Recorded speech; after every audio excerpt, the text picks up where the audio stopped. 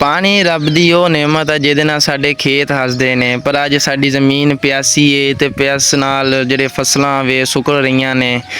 ਅੱਜ ਦਾ ਵਲੋਗ ਸਿਰਫ ਪਿੰਡ ਦੀ ਖੂਬਸੂਰਤੀ ਦਾ ਨਹੀਂ ਹੈ, ਬਲਕਿ ਸਾਡੇ ਪਿੰਡ ਦੇ ਕਿਸਾਨ ਇਸ ਸੱਚੀ ਤਕਲੀਫ ਦਾ ਇਹ ਜਿਹੜੀ ਸ਼ਾਇਦ ਸ਼ਹਿਰ ਦੇ ਬੰਦਿਆਂ ਜਾਂ ਵੱਡੇ ਅਫਸਰਾਂ ਤੱਕ ਨਹੀਂ ਪਹੁੰਚਦੀ ਪਈ, ਉਹਨਾਂ ਵਾਸਤੇ ਆ ਕਿ ਦੇਖੋ ਕਿਸਾਨ ਜਿਹੜਾ ਚੀਖ ਰਿਹਾ ਵਾ, ਫਸਲ ਜਿਹੜੀ ਹੈ ਤਬਾਹ ਹੋ ਰਹੀ ਆ, ਸੁੱਕ ਰਹੀ ਆ ਤੇ ਪਾਣੀ ਜਿਹੜਾ ਉਹ ਆ ਨਹੀਂ ਰਿਹਾ।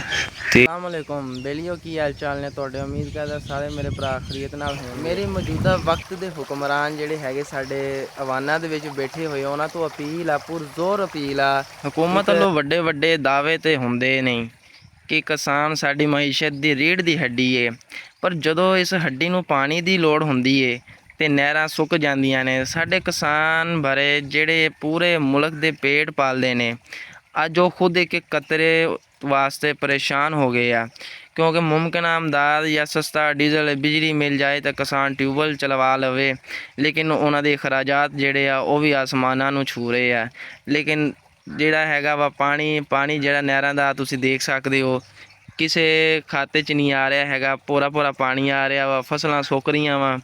ਤੇ ਹੁਣ ਕਿਸਾਨ ਵਿਚਾਰਾ ਕੀ ਕਰੇ? ਮੁਸਲਸਲ ਜੀ 2 ਜਾਂ 3 ਵਾਰੀਆਂ ਹੋ ਗਈਆਂ, ਪਾਣੀ ਜਿਹੜਾ ਬਿਲਕੁਲ ਨਹੀਂ ਆ ਰਿਹਾ ਹੈਗਾ। ਬਸ ਇੱਦਾਂ ਦਾ ਪਾਣੀ ਆਂਦਾ ਵਾ, ਅਗਰ ਇੱਕ ਵਾਰੀ ਫੁੱਲ ਦੀ ਆਂਦੀ ਆ ਉਹ ਜਿਹੜਾ ਵਾ ਉਸ ਤੋਂ ਬਾਅਦ ਭੁੱਲ ਜਾਵੋ। ਬਸ 3 ਵਾਰੀਆਂ ਫਿਰ ਖੁਸ਼ਕ ਲੰਘਦੀਆਂ ਵਾ। ਦੂਸਰੀ ਨਹਿਰ ਜਿਹੜੀ ਆ ਉਹਨੂੰ ਪਾਣੀ ਜਿਹੜਾ ਫੁੱਲ ਹੁੰਦਾ ਉਹਦਾ ਕਦੀ ਪਾਣੀ ਜਿਹੜਾ ਘਾਟ 'ਚ ਨਹੀਂ ਜਾਂਦਾ ਹੈਗਾ।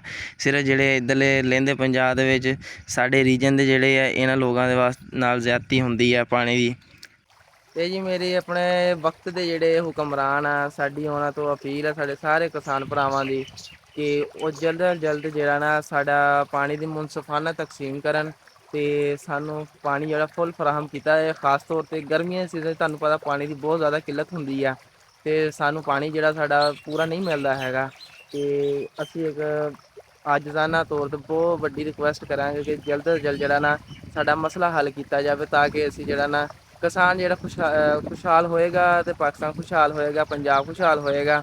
ਅਗਰ ਕਿਸਾਨ ਵਾਸਤੇ ਅਗਰ ਪਾਣੀ ਨਹੀਂ ਆਂਦਾ ਹੈਗਾ, ਕਿਸਾਨ ਜਿਹੜਾ ਵਾ ਉਹਦੀ ਫਸਲ ਸੁੱਕ ਜਾਏਗੀ, ਨੁਕਸਾਨ ਹੋਏਗਾ, ਮਈਸ਼ਤ ਨੂੰ ਵੀ ਨੁਕਸਾਨ ਹੋਏਗਾ। ਤੇ ਲਿਹਾਜ਼ਾ ਸਾਡੀ ਅਪੀਲ ਜਿਹੜੀ ਉਹਨੂੰ ਸੁਣਿਆ ਜਾਵੇ।